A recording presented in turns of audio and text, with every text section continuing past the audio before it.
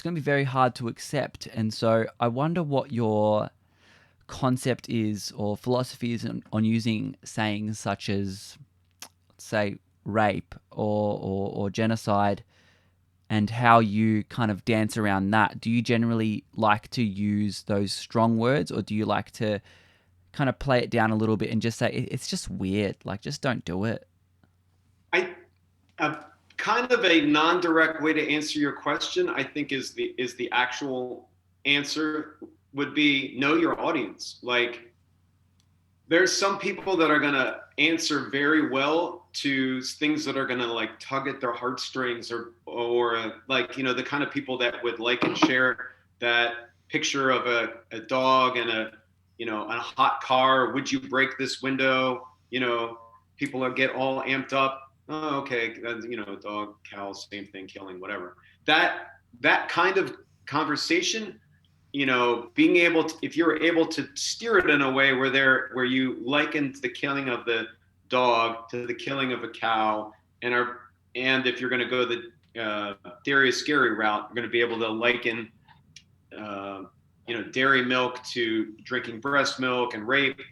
That might work with some people. However, that's not going to work with everybody. And kind of knowing generally who you're speaking to and talking up the talking points that would work with them. It's not that you're changing veganism, you're changing the approach that would most likely work with people. So, me personally, especially as a 48-year-old, you know, I can be super passionate about this and not want to be a jerk to somebody.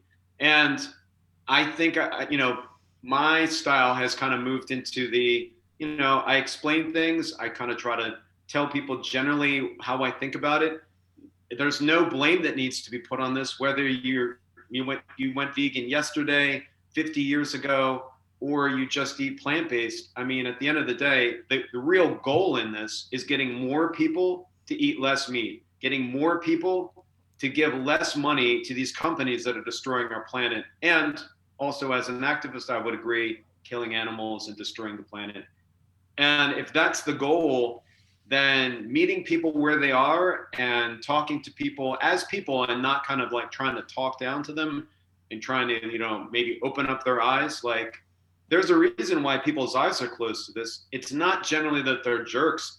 It's mostly that companies have been able to brainwash them watching TV, watching ads. You know, in America, there's this ad, or well, was this ad, you know, beef, real food for real people. This is what men eat. This is what men think, you know, and people ingest those lies and they embody it. They're like, if I don't drive a truck and have a gun, you know, I'm a fucking pussy liberal or some shit like that, you know? And I did the Mm. air quotes for people that can't see it. Um, and we have to fight against those stereotypes. Not necessarily, I think, with words all the time, just, you know, model a different form of behavior, model a different form of living, model a different form of thinking. And I think that can be very important. And sometimes more important than standing on a street corner with that hand jammed meat is murder sign, you know? Unfortunately, sometimes it's going to be a little less sexy than you know, always triggering topics on social media, and you know, it might not be as clickbait worthy. But if we're talking about long game on having people rethink how they're eating, how they're living, I think that's going to be more effective than just inflammatory, confrontational, you know, stuff.